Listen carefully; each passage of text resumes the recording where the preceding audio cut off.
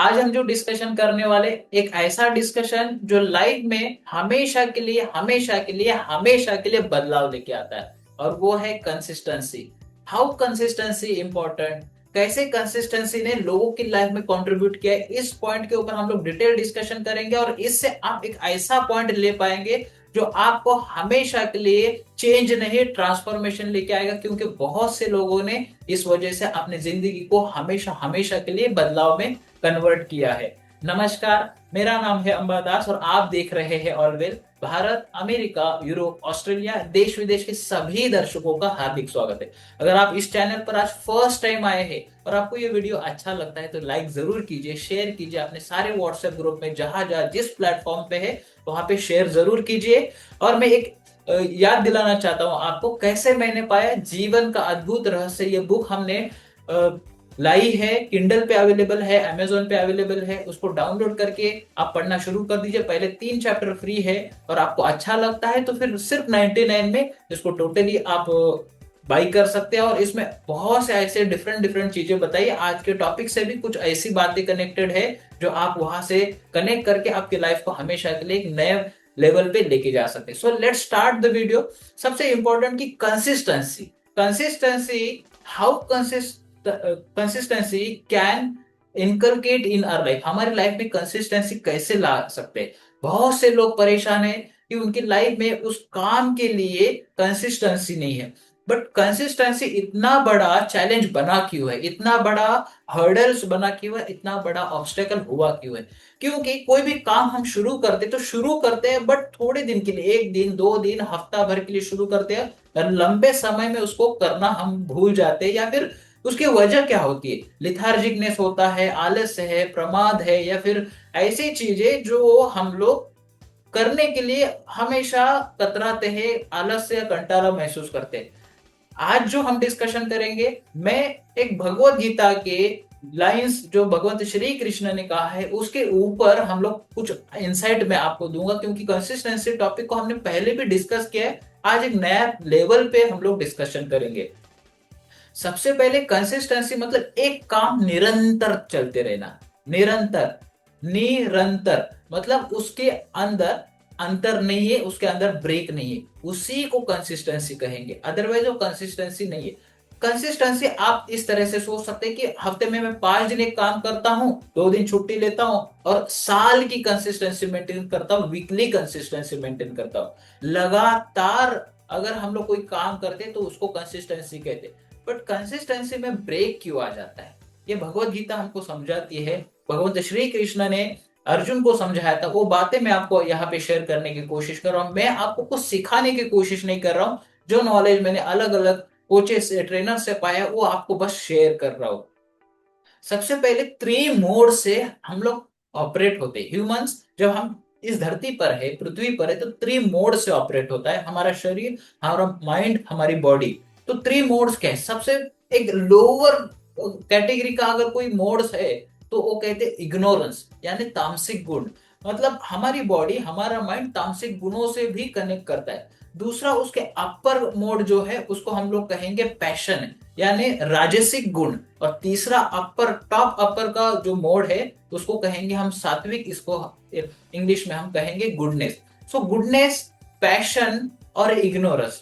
अब कोई भी काम के प्रति अगर इग्नोरेंस है, तामसिकपना, तामसिक, इस पॉइंट को बहुत डिटेल में एलोबरेट किया जा सकता है। बट एक पॉइंट हम ध्यान में रखें, इग्नोरेंस, लापरवाही हमारे काम को नहीं, हमारे लाइफ को किल कर सकती है। एक छोटे से काम के लिए जो इग्नोरेंस हम रखते हैं, जो हम काम डेली लाइफ में कर रहे, जिससे हमको आउटपुट मिल रहा है, हमारी लाइफ चल रही है, हमारी उपजीविका चल रही है, उसके लिए इग्नोरेंस करना कितना हानिकारक हो सकता है। एक छोटा सा एग्जांपल मैं अपनी लाइफ का एक लूंगा कि वहां पे भगवत गीता के तात्पर्य में जो बात कही वो मैं आपको शेयर कर रहा हूँ कि एक इंसान को कहते हैं कि 6 से 8 घंटा ये स्टैंडर्ड स्लीप की जरूरत होती है।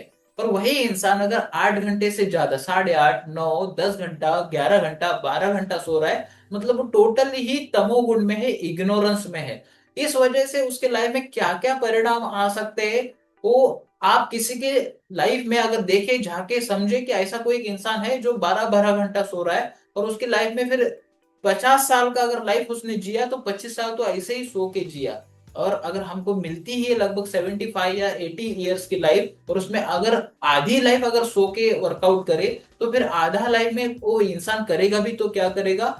और उस वक्त उसके पास क्या इतनी एनर्जी रहेगी कुछ आगे बढ़ने के लिए, ये बड़ा सवाल हो जाता है। तो this this is the paradox, कि हम लोग एक ऐसा कार्य करें जिसके ऊपर कोई रिजल्ट नहीं आता है, और वो रिजल्ट हमको पता भी नहीं चलता कि हम ऐसा कार्य कर रहे हैं और जिसके ऊपर रिजल्ट नहीं आ रहा है। मतलब निरंतर वो काम करते जा रहे हैं और रिजल्ट नहीं आ रहा है। क्या ऐसा कोई कार्य एग्जिस्ट करता है क्या, कि कोई ऐसा कार्य हम करें जिसका रिजल्ट नहीं आए?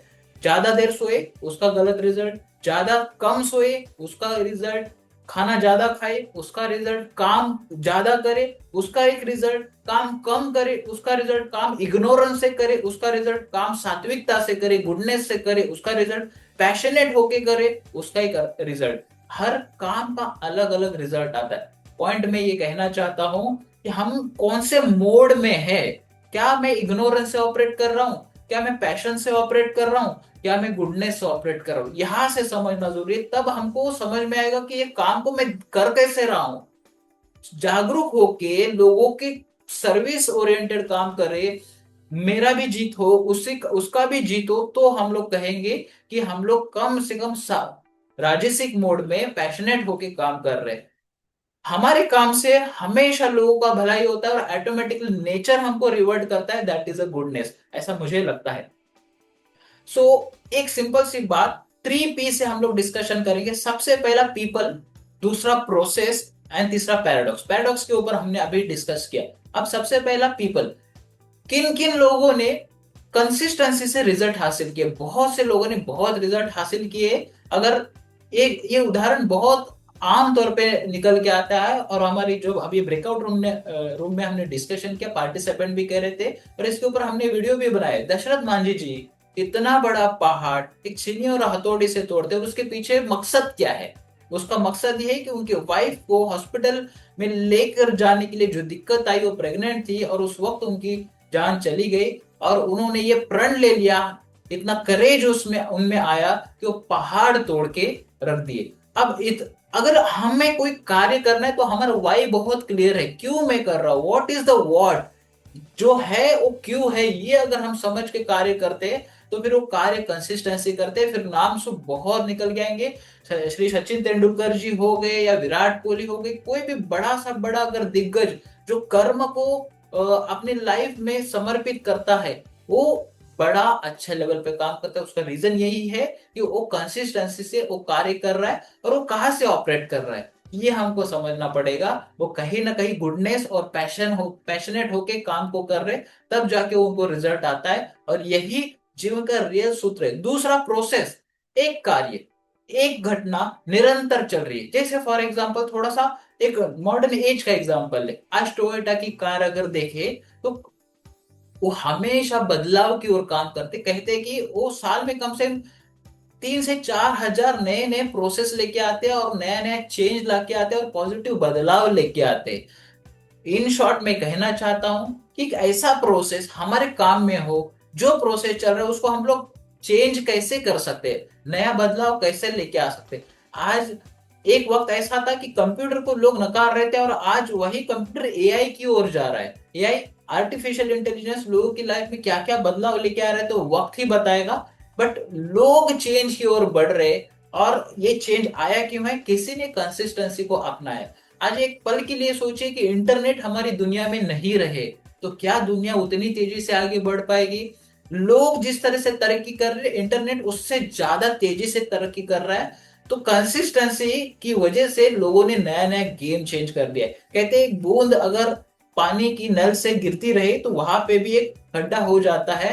अगर पानी की एक सिंपल जो बूंद गिरती रही है उसका कुछ असर नहीं होगा ऐसे समझे, तो भी वो पत्थर को खराब कर सकता है, उस जगह पे होल हो सकता है। तो फिर एक निरंतर किया हुआ कार्य, इससे मैं ये कहना चाहता हूं, आप आपके लाइफ में एक ऐसा कार्य चुने जो डेली बेस पे करेंगे। जैसे हम सांसें कंसिस्टेंटली लेते हैं, तो नहीं लेंगे तो चेतना हमारे शरीर में नहीं है, चैतन्य वाला जीवन नहीं रहेगा।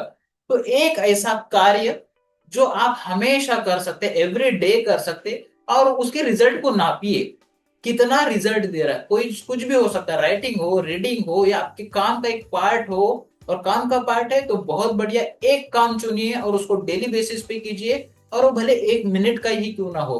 तो फिर आप ये महसूस करेंगे कि चेंज जो आया है वो चेंज कितना बड़ा आया है। और जब आपको 1x 2x 3x से बदलाव महसूस होगा, तब कोई भी और एक नया कार्य आप आपके जीवन में लेके आएंगे, जिसका रिजल्ट आपके लिए, खुद के लिए होगा, समाज के लिए होगा, देश दुनिया के लिए होगा, हमेशा के लिए परिवर्तन लाने वाला होगा।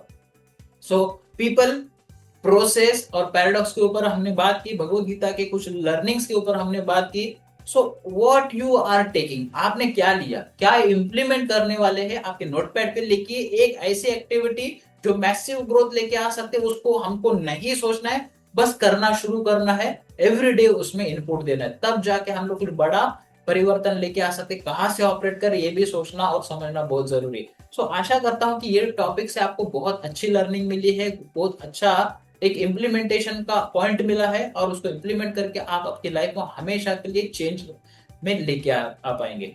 सो आज के लिए बस इतना ही। अगर ये वीडियो आपको अच्छा लगा है तो आप लाइक कीजिए, शेयर कीजिए, सब्सक्राइब कीजिए। और आपका सब्सक्रिप्शन मुझे भी बहुत हेल्प करता है। हमारी बुक को जाके जरा डाउनलोड कर लीजिए और पढ़िए, आपको क्या अच्छा लगा, ऑनेस्ट रिव्यू के लिए मैं बेताब हूँ। सो आगे बढ़ेंगे, आपको कौन से वीडियो आपको सुनने अच्छे लगते हैं, आपको कौन सा मेडिटेशन करना अच्छा लगता है, कमेंट बॉक्स में लिखिए। मैं खुद पढ़ के उसके ऊपर नया प्रोसेस, नया कुछ इनोवेशन लेके आऊंगा। आपकी सेवा के लिए मैं हमेशा हाजिर रहूंगा। आज के लिए बस इतना ही। नमस्कार, मिलते हैं, बाय बाय।